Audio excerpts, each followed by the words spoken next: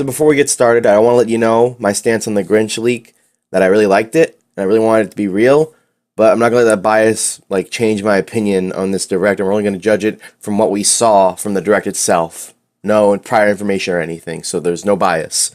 Anyways, let's go. This direct took away stuff that I didn't even think they would take away, so that's what the biggest disappointment is. And for some godforsaken reason, they made this thing 40 minutes, when it could have been 20 at the most. There was filler in it. Why would you put filler in a presentation?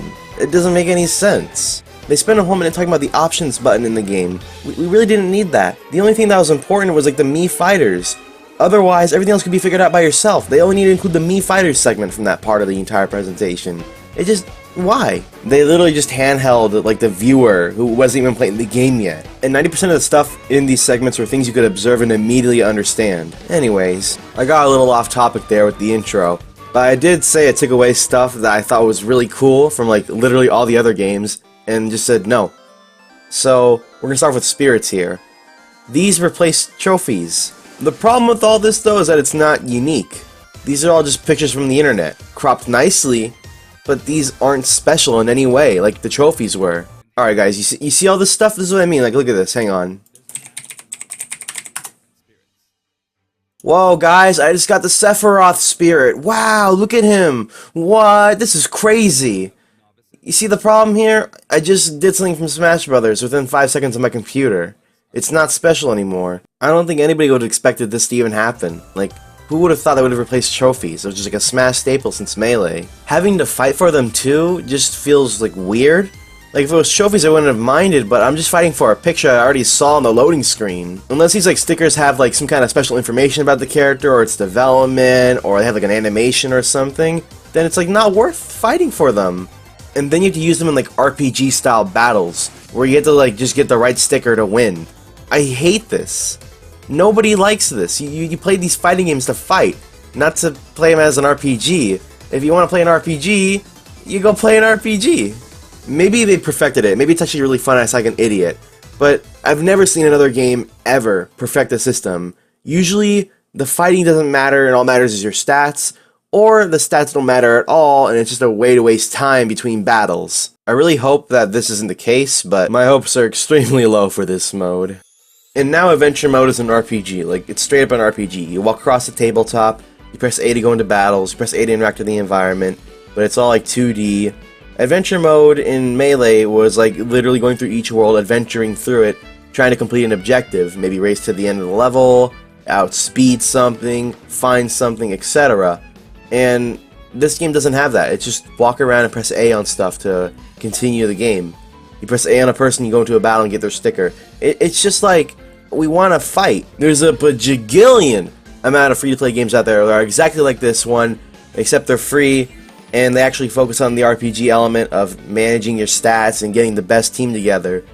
I don't want to do this. I don't think anybody wants to do this in Smash Brothers. It'd be cool if we got this, if we also had an adventure mode for real, but we don't. We have this as our adventure mode. And the cutscenes are going to be cool, but I'd rather just watch them on YouTube because it's not going to be able to influence them. If you are, then I'll watch the other cutscene later on from another person's channel. The areas are drawn really well and the bosses look really cool, but it doesn't seem like it's really fun. Okay, so I got my point across about adventure mode being dead to me. What about All-Star? All-Star mode's dead as well. It's literally just multi-man survival with multiple characters now rather than just polygons or Miis or whatever. It's better than Smash for Wii U, I guess, but now we don't have All-Star mode. So we lost a mode for a better multi-man Smash. So the last mode for single player that could be fun is Classic and generic battles. And that's what I did with Smash for 3DS. I just fought All-Star mode and did traditional battles. I didn't ever touch Classic mode. And now the reverse will be happening with Smash Bros. Ultimate, except there will be 3 single player modes and only one of them will be traditionally fun. I don't know why they didn't include some kind of All-Star for real mode, or maybe to unlock it. Hopefully you can unlock the actual All-Star mode once you unlock everybody in the game, but we'll see what happens in the future. Hopefully this isn't the only All-Star mode, because it's literally just Multi-Man Smash, which is like a bonus mode. And it still seems to be just like that, except instead of having unique models, it has the characters from the actual game. So before we conclude the online mode, let's talk about the characters for just a moment. You'll be seeing this a lot, and I have to agree with the masses here.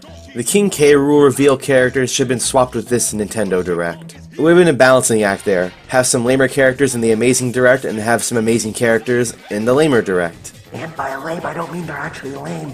I just mean they're not earth-shattering like King K. Rool was, and Simon Belmont. I will say they all look cool, except for the Piranha Plant, because it keeps up the Nintendo meme of having the most generic filler characters be included in all the crossover stuff, and all the cool one-off characters just being one-off characters forever.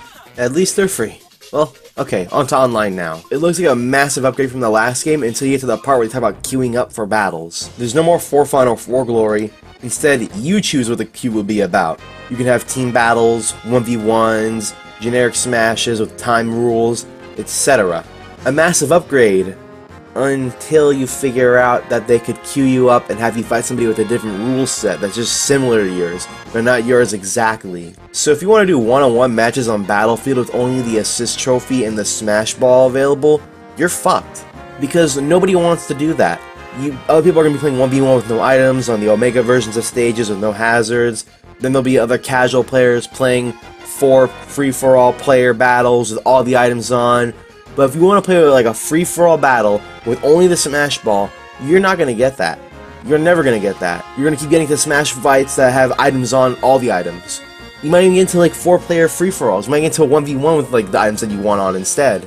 This isn't a problem if they notify you what kind of match you're going to get into before the match starts. Let's say you queue up for 1v1s with items on, and then it comes up and it says 1v1 items are off. Then it's okay, because then you can just say no and try to queue up again. But if that little feature doesn't exist, it's going to ruin the whole thing and make it very annoying to use. And they didn't specify that, but they talk about the brightness of the game though. Seriously now, that's going to really hurt the online mode, because I don't want to join lobbies. I just want to get in there and do my fight, whatever fight I want to do. I'm going to be waiting forever possibly, or not get my match at all. This mode can work. It just needs all these little quality of life things to make sure that people aren't annoyed queuing up and then getting to the wrong match over and over and over and over again. Unlike the offline mode, this does have a little bit of hope in it. Hopefully, the hope will stay hopeful. Or something. No, but for real, I really hope that this mode isn't a total failure and really annoying to play with, and it's just a hassle and you wish the old mode was here. I hope it's a good, fun alternative to the old queuing system. Okay, that's about it for this video. I just also want to say that the Elite Smash system might be hackable, which will be a problem in the future if it actually is a way to get into it without, you know, actually legitimately earning the mode. But, yeah, that's what I thought about this Smash Direct. Don't forget there's still a lot of positive things about the game, like all the characters returning, all the new characters, etc, etc, then a couple of new stages, all the stages almost being in this game. So don't forget about all that. Even in the face of negativity, remember the positive things about a game. I'm Blue, and I hope you remember to play Smash Brothers for fun and not be overly critical because of this Direct being a disappointment to you, or maybe you liked the Direct. Put it in the comments below if you disagree with me. I want to hear what you guys have to think, or maybe you agree with me. I don't know. I'm Blue. I'm going to go back to playing Dissidia Final Fantasy NT now. Peace out.